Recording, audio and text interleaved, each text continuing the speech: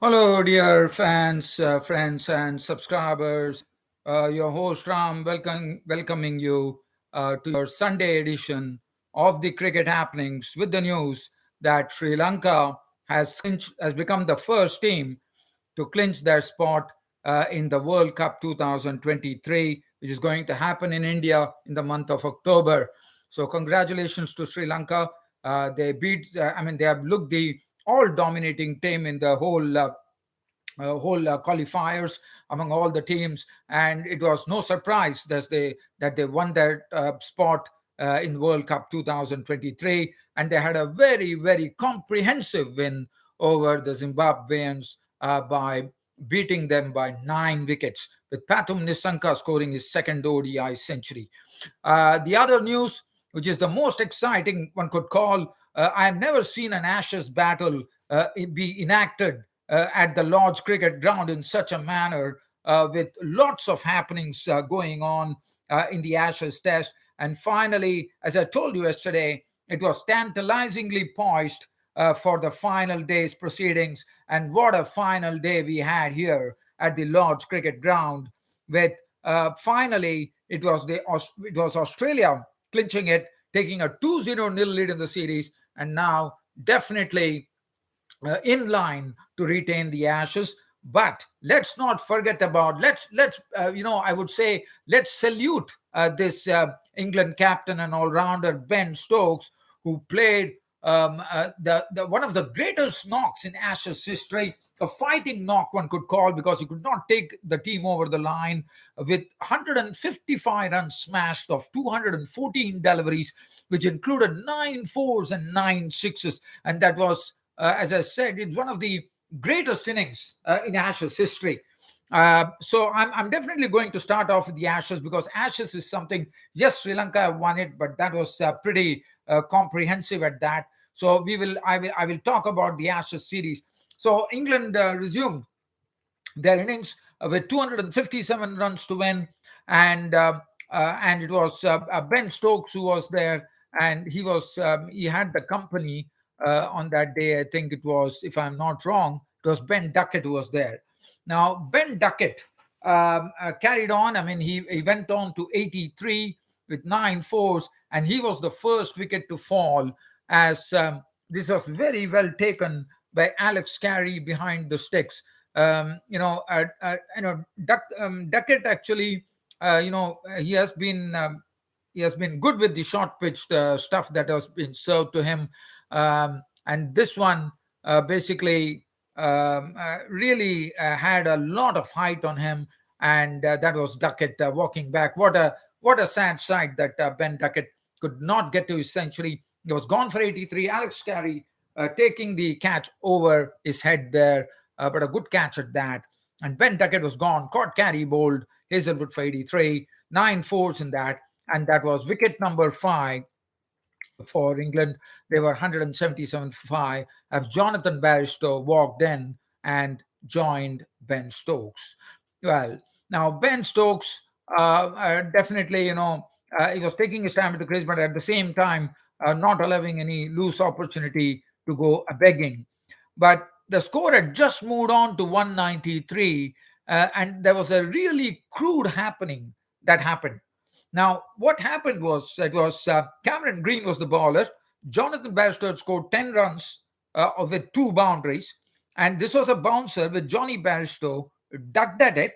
Alex Carey collected the ball, and Alex Carey has collected the ball. Johnny Bairstow has wandered out of his crease, especially when the ball is in play. Let me say, the ball was in play. The ball was not dead, and Jonathan Bairstow was wandering outside the crease, probably going to walk and talk to Ben Stokes. And he little did he realize in that moment that he had done a grave mistake, because he actually walked when the ball was in play, and the man behind the sticks, Alex Carey, was quickly there to pounce upon it, and immediately he threw the stumps down at the striker's end, and the Aussies went on appealing, and that was the end of Johnny Bairstow. Yes, the umpires did not give him out because they were really taken aback, but the matter was referred to the third umpire, Marais Erasmus, and Marais Erasmus came with the decision saying that it is out. It came to a lot of boos from the English crowd.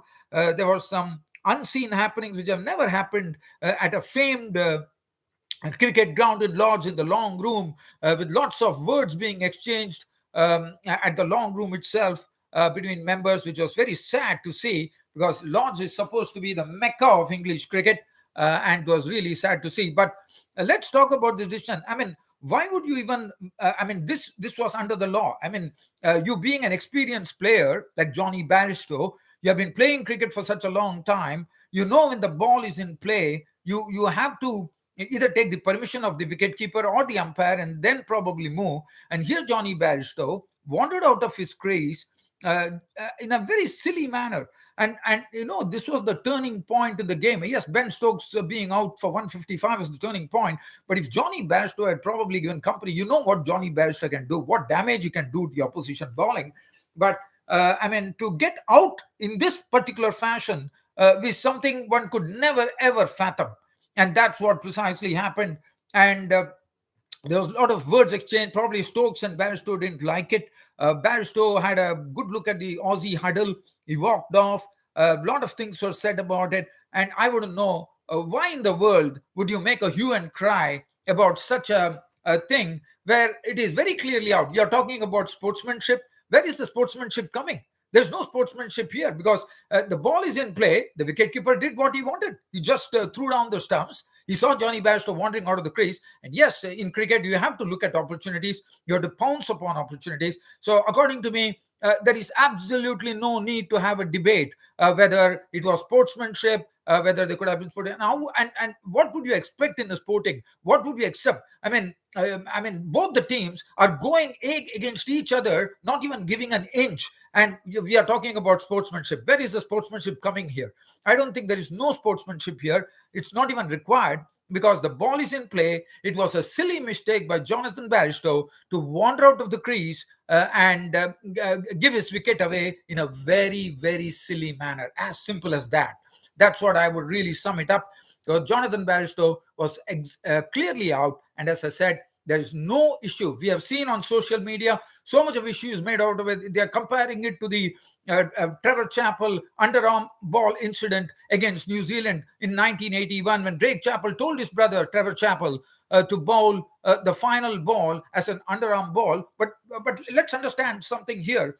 Underarm ball was not there in the cricket laws. And the cricket laws, ICC cricket laws, had to be rewritten after that particular incident happened. Yes, that is something we can say. That was not good thinking on the part of Greg Chappell, but he was very smart enough that he looked at the cricket laws of the game and told his brother to bowl an underarm ball, which was never done in the history of the game. And that came for some severe criticism. Yes, there comes the sportsmanship. There was no, you can't call sportsman, but over here, which is already there in the laws of the game, that you have to be careful when the ball is in play. When the ball is dead, you can do anything. But when the ball is in play, you can't do that. As simple as that. Right. I just wanted to, sound myself here. Now, so that was the wicket. So as I said, that was another thing. Because Jonathan Bairstow could have played a huge role, according to me, because the score was at that time 177.5. They were probably could have done a recovery with Ben Stokes. And after that, Ben Stokes, it got into his skin so much that he absolutely went hammer and tongs on the Australian bowling.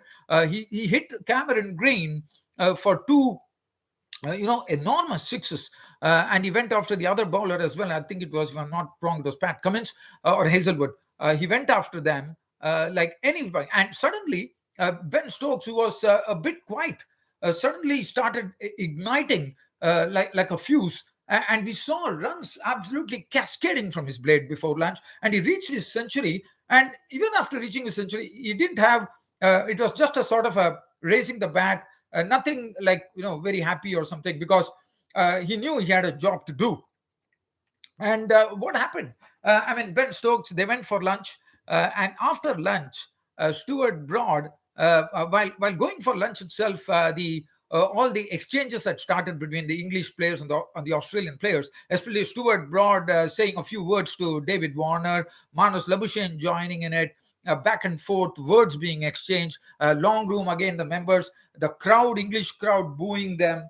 And it was a sort of a very, very I don't know what, I wouldn't say it unruly, but I would say, and also I believe it was unruly because there were incidents, or there were scenes. They say that there was even a sort of an attempt at some physical thing which was stopped. So that itself says that it was unruly, according to me, to say the least. Well, so now Stuart Broad walked in with Ben Stokes, and Ben Stokes after, and what Pat Cummins did is that with 170 odd runs still to get, he immediately he had a field. Pat Cummins set a field where he had barring the bowler and the wicket keeper, so 9 players were patrolling the deep. So he had a long leg, he had a long on, a long off, a deep point, a deep extra cover. I mean, everything deep, everything in the deep he had, and it was really a different sight to see in cricket. And this is what the Ashes battle is all about. I think this is the best Ashes battle I've ever witnessed, especially on day 5 at the Lord's Test. Was an absolutely amazing spectacle. No persons were moving from their seats. I didn't move from my seat when I was watching on the telly. So let's talk about Jonathan Barristow. Sorry, talk about this particular partnership, the Stuart Broad partnership, and Ben Stokes. I have to say, I don't know what to say. It was a phenomenal innings. It couldn't take them to victory. It a phenomenal innings from Ben Stokes, and even in a situation where you had 9 people patrolling the fence, Ben Stokes had all the awesome power and the timing to send it not only scudding into the fence but scudding over the fence. And that was a special feature of Ben Stokes. We all know what Ben Stokes is. He's a special all-rounder, and I mean, that is something he just displayed it to the English crowd, and I would say to world cricket in plenty. And that was an amazing sight, according to me. And what a partnership. Let's also doff our hat to Stuart Broad, who stood out there with Ben Stokes, because probably the Aussies could have tested them with some short pitch deliveries. They did that, but Stuart Broad stood the test certain time, but he hung on, and he was doing. And now Ben Stokes was doing, and they were really. And suddenly there was a sneaking feeling that probably it is going to be the England who are going to probably go and win the match, because they still had 4 wickets left in the tank. And then see what happened.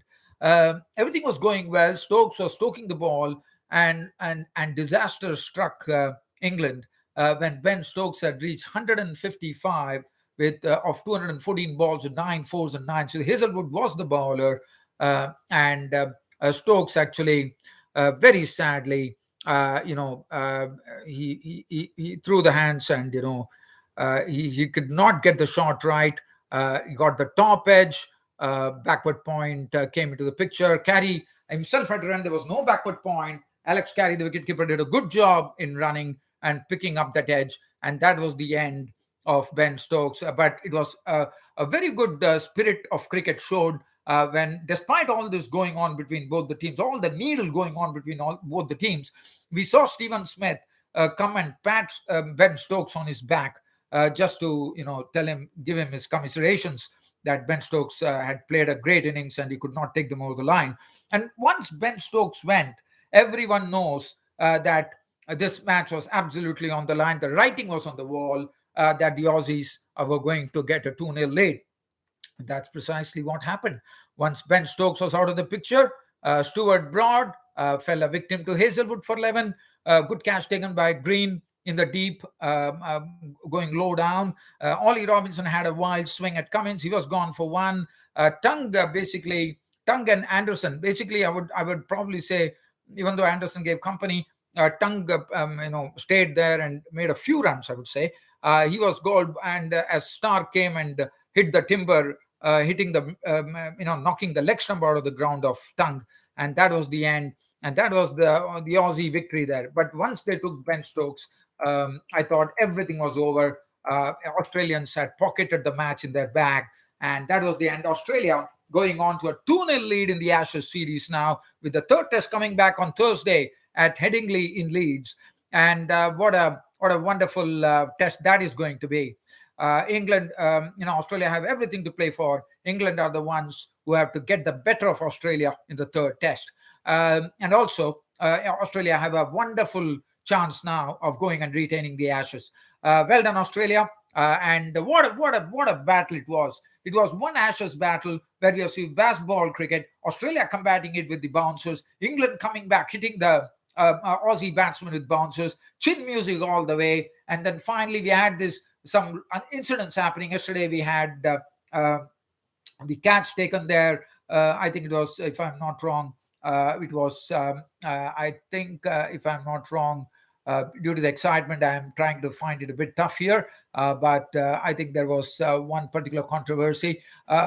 Yes, I mean, that was one thing. And then we had the controversy here today with Jonathan Bairstow getting out. But what an exhibition of cricket. I mean, I have never seen, as I said, this was my best day in an Ashes Test series hitherto I have seen. Whether I have heard on cricket commentary on the ABC radio or BBC radio, or whether I see it on the telly when I was back home in India, or I'm seeing it over here.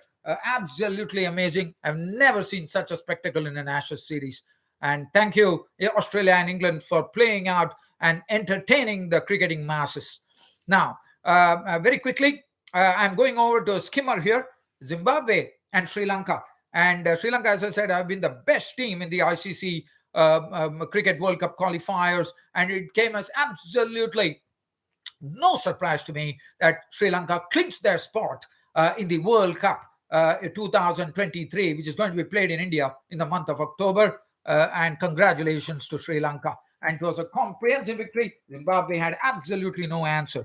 Zimbabweans were bowled out for 165. They found the spinner Mahisha Tikshana quite tough. In fact, Dilshan Madhushanka, the left armer, was the one who had come into the team, who was flown in place of Dushmantha Chamira. Dushmantha Chamira did a fantastic job knocking off the top half pretty quickly with 3 for 15. And then it was a throttling done by Mahish Tikshana, the spinner, 8.2 overs, 125 runs and 4 wickets, bagging the man of the match award. 1 for 30 for Darshan Shanaka, 2 for 18 for Mahesh Patirana, and 1 for 38. So Hasaranga was not among the wickets today, who has been the best bowler for Sri Lanka in this series. 4 overs, 1 for 37, Dhananjaya. That was the bowling figures. And Shanaka had 1 for 30. And the Zimbabweans were rolled out for 165. Looking at the Zimbabwean card there, it was again the captain, it was again Sean Williams, who has shown amazing consistency in this series, 56 of 57 deliveries, and he got company from Sikandar Raza with 31 of 51, 3 fours, 1 6, and now it was the turn of the Sri Lankans to chase it, and they did it in a breeze. They only lost the wicket of Karunaratne, who was playing he was his steady self with a 30. And with such a low score, we had nothing to worry. 30 of 56 balls and 2 fours out to Nagarava. But Pathum Nisanka, the opener, who has not made anything of note in this particular series, really came back, really came back into a good form by scoring his second ODI century. He was not out on 101 of 102 deliveries, which included 14 boundaries. And Kushal Mendes was there in the end when the victory came. Not out on 25-42, 2 boundaries, game over. Sri Lanka, a 9-wicket victory and a spot in the World Cup 2023 in India in the month of October. So congratulations once again to Sri Lanka. They have looked the best team, according to me, in the ICC World Cup qualifiers to date. And as I said, no surprise for me that Sri Lanka have really clinched their spot in the World Cup. Mitchell Stark, 3 for 79, 3 for 69, Pat Cummins, 3 for 80 for Josh Hazelwood. Oh, I'm sorry. I probably were talking about that. Okay, let's look at the bowling figures from Zimbabwe. 1 for 35, Richard Nagarava. Musarabani, 8 overs, none for 28, did a fantastic job, I thought. Brad Evans, none for 28. Sukandar Raza, 7 overs, 27, also did a good job. 2 overs for 15. But again, as I said, with 5.1 overs, no minute, none for 29 from Wellington Masakadza. There was not much to really talk about. And as I said, Sri Lanka walking into World Cup 2023. So, dear fans and subscribers, it was an absolute pleasure to narrate the tale on the fifth day of this amazing Ashes battle between Australia and England, which was finally won by Australia despite one of the greatest innings in Ashes series being played by Ben Stokes, and also for Sri Lanka going and clinching their spot in the World Cup. Now we'll wait for whether it is going to be Zimbabwe, whether it is going to be Netherlands, or whether it is going to be Scotland who are going to clinch a spot along with Sri Lanka for the World Cup in India. May the best team win. Good luck to all the teams. And with this being said, it's about time to hit the wind up button on my cricket show, Cricket Happenings, and see you all tomorrow once again. I'll be back with you tomorrow talking to you on the same show, Cricket Happenings. Until then, goodbye.